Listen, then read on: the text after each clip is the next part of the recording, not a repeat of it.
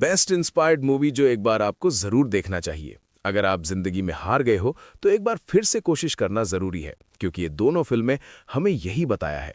Number 2, Rocky. मैंने इस film को नंबर 2 पे रखा है क्योंकि चैंपियन कभी हार नहीं मानता है। रॉकी बाल्बुआ कोई चैंपियन नहीं था, ना उसके पास पैसा था कोई, ना शोहरत, कोई उसे पहचानता भी नहीं था। वो फिलाडेल्फिया की गलियों में छोटे मोटे बॉक्सिंग मैच खेलता था और बाकी समय दूसरों के लिए वसूली करता था। जिंदगी ने उसे पहले ही बता दिया था, तुम कुछ खास नहीं बन सकते। हर कोई उसे हल्के में लेता था। उसका कोच मिक भी कहता था, तुम में दम था पर तुमने अपनी जिंदगी बर्बाद कर दी। ये शब्द रॉकी के दिल में चुभ जाते थे, क्योंकि कहीं ना कहीं वो जानता था वो हार चुका है। लेकिन एक दिन किस्मत ने दरवाजा खटखटाया। World heavyweight champion Apollo creed को एक ऐसा बॉक्सर चाहिए था जो उसके साथ फाइट करे, एक आम इंसान, एक अंडरडॉग, और चुना गया रॉकी। सब हंसने लगे, लोगों को लगा ये मैच मजाक है। खुद रॉकी को भी यकीन नहीं था कि वो जीत सकता है। लेकिन इस बार रॉकी ने एक बात तय कर ली थी, वो जीतने के लिए नहीं, खुद को साबित करने के लिए लड़ेगा। ट्रेनिंग शुरू हुई। सुबह की ठंडी सड़कों पर दौड़ना, खाली जेब और थका हुआ शरीर, लेकिन आंखों में एक जिद, इस बार मैं भागूंगा नहीं। और फिर आया फाइट का दिन। अपोलो ताकतवर था, तेज था, चैंपियन था।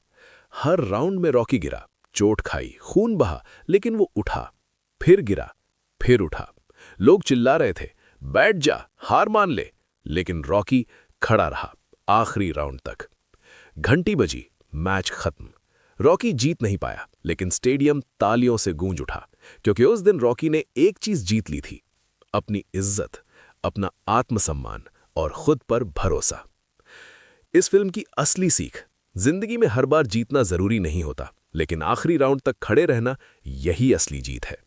Number 1, the pursuit of happiness.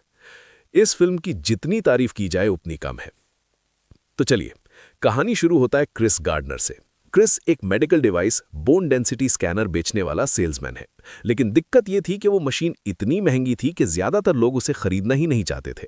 और मान लो कोई खरीद भी ले तो उससे मिलने वाला पैसा इतना नहीं होता था कि घर का खर्च, टैक्स और किराया सब निकल जाए। हर महीने पैसे खत्म हो जाते थे और जिंदगी धीरे धीरे बोझ बनती जा रही थी। क्रिस की पत्नी लिंडा इस हालत से परेशान रहने लगी। पैसों की तंगी की वजह से घर में रोज झगड़े होने लगे। आखिरकार एक दिन क्रिस को छोड़कर चली जाती है।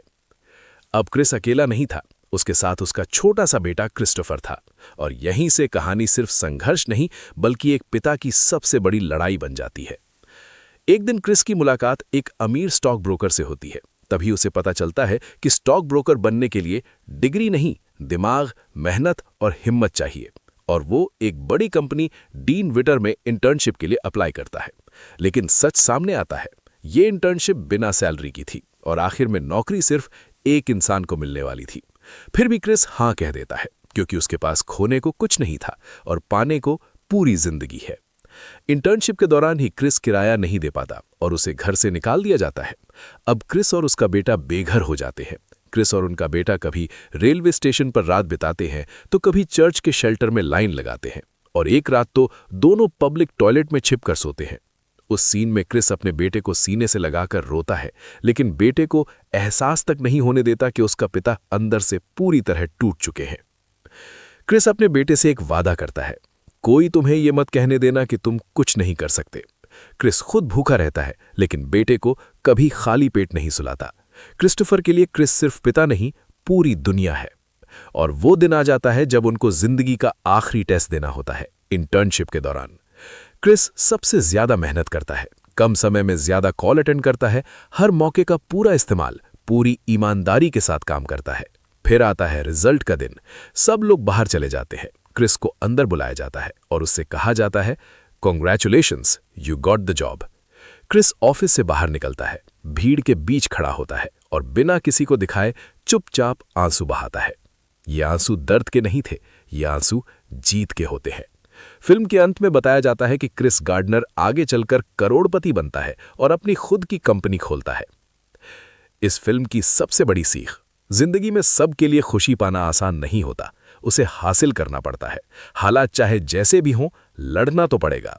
ये बस एक मूवी नहीं है, ये एक इमोशन है। चलिए, वीडियो यहीं एंड करते हैं और नेक्स्ट वीडियो में फिर मिलते हैं।